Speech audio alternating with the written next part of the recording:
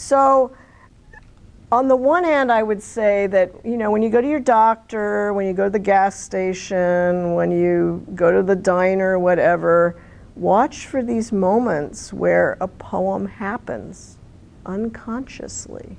And then you can become the person who is conscious, like, wow, something just happened and it was amazing. Another touchstone for me is the Canadian pianist Glenn Gould, who's no longer with us, but he was kind of a prodigy who played Bach. And he was famous for sitting really low so that his hands had to go like this. And as he played the piano, he hummed, but he hummed sort of out of key, which is weird for a famous pianist to do. So if you listen to his recordings, you know, it's this beautiful Bach, and then there's this sort of going in the background. So he was a character, right? So I believe it was after he died, someone decided to make a documentary about Glenn Gould.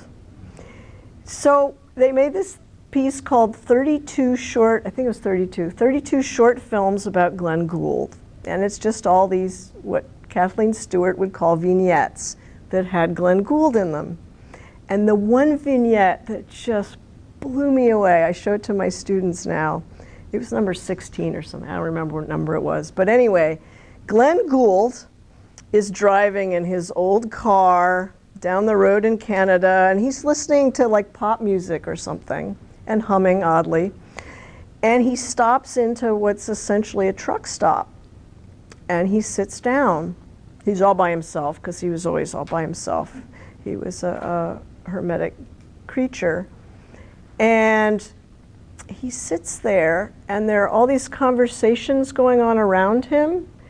And so what happens is at some points, he's focusing on one conversation.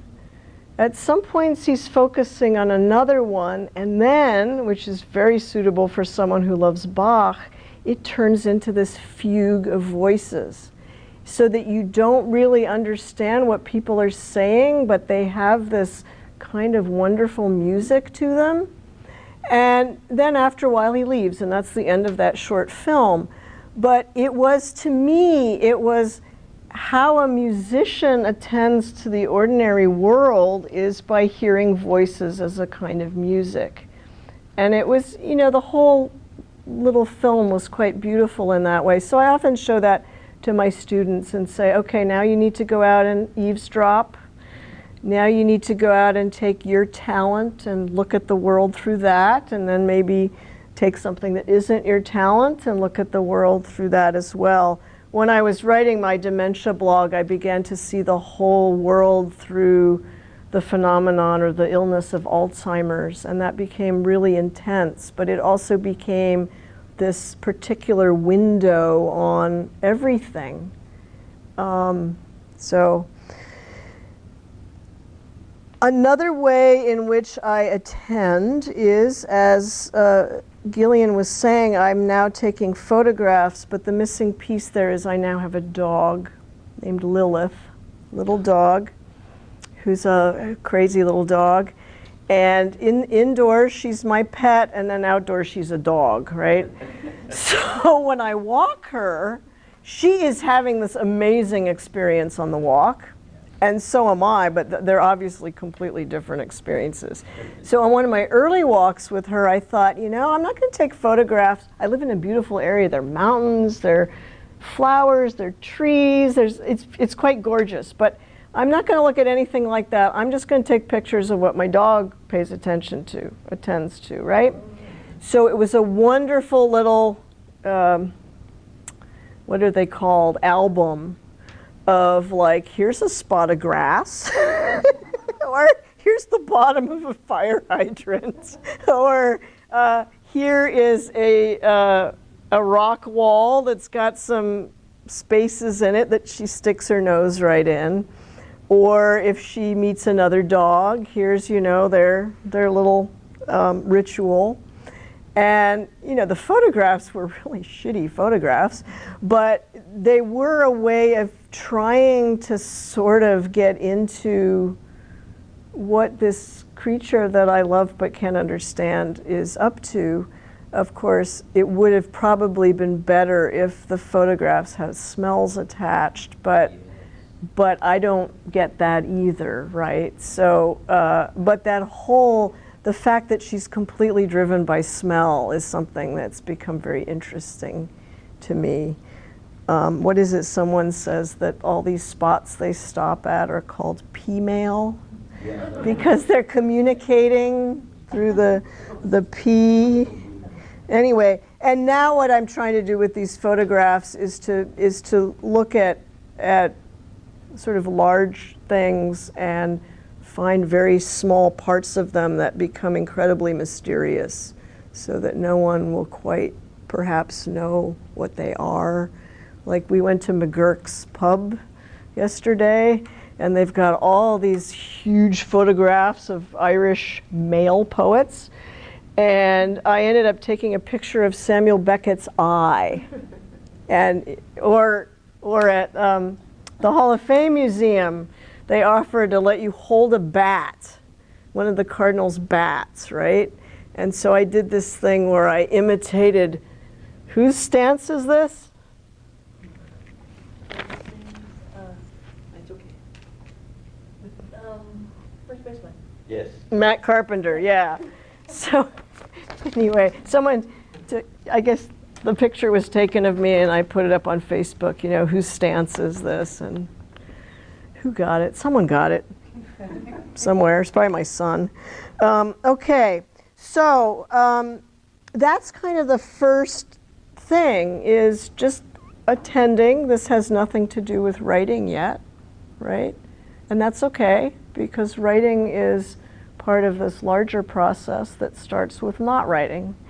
Now, another way of attending to the world actually is through form. So if you're a writer, you learn about form. You know, if you're a poet, you learn about sonnets, villanelles, pontoons, hip hop. I mean, you learn about all these forms, right?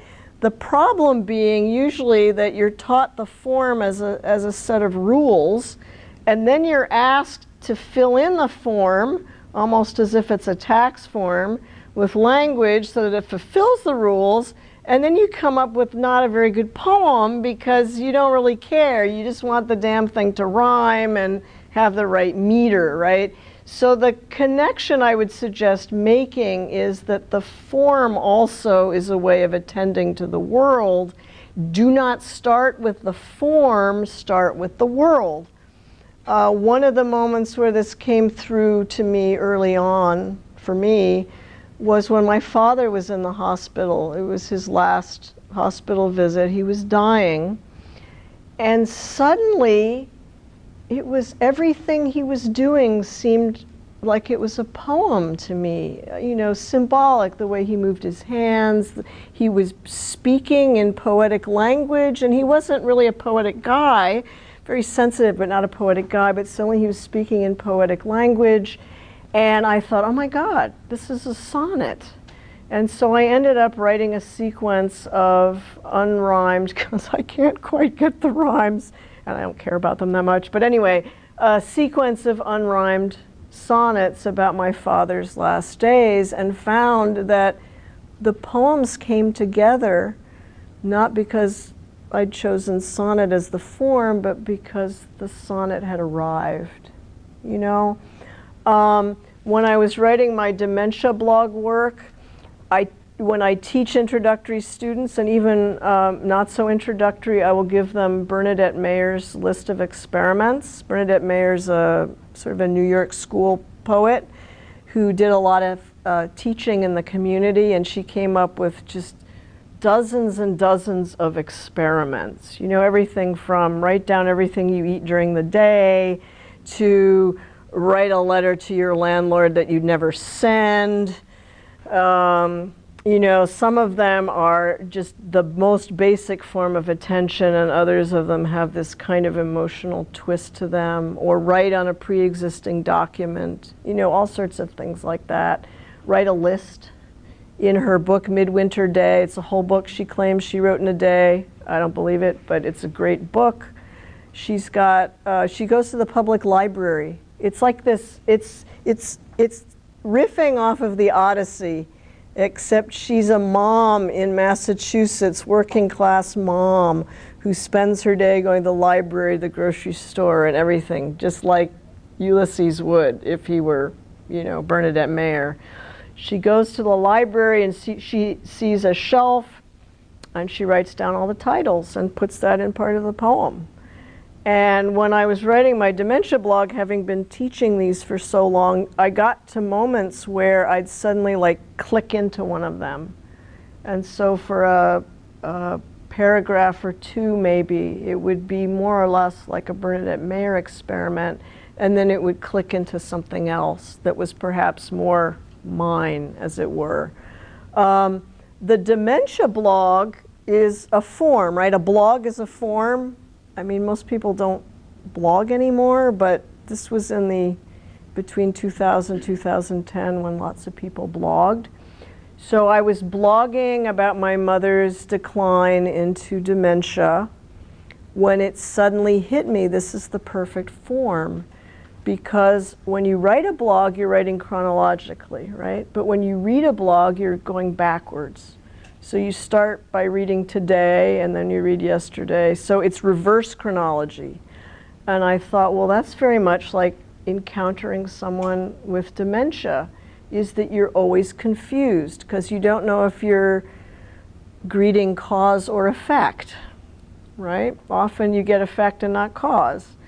So I maintained the structure of the blog, at least I wrote 2 volumes of it, but in the first volume, it goes backwards in time. So it ends with my mother going into an Alzheimer's home, and it begins with her in her house having a lot of troubles. So, and then occasionally, since I was using blogger.com, occasionally it'll stop and it'll give you a little archive of what you've done that month.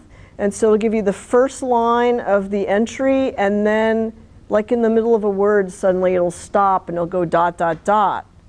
And so I kept those, because that's very much like what happens to language when you suffer dementia, is it falls apart. So I enjoy reading those sections. They were a total gift of this software giant to get this form, right? The memory cards that I write are because I once wrote a very, very, very long piece of prose, and I realized it was awful. I was like 150 pages in, and it was just terrible. But what do? I don't want to throw the whole thing away. So I discovered that there were small sections that seemed to work as prose poems. So I started plucking those out. There weren't that many, but there were enough. And then I started looking at them thinking, boy, that looks like the size of an index card. So I would actually edit them by typing them on an index card, but they had to fit, right? So once I got on a roll, then I did get rid of that manuscript, and then I just started writing the cards, which are based on memories and then associations and so forth. And I don't even know anymore if they fit the size of an index card, but they're still called memory cards, right? And I remember for one birthday, maybe my husband said he was going to buy me memory for my birthday, and it took me a minute to realize that that kind of memory card is different from the kind of memory card that I use.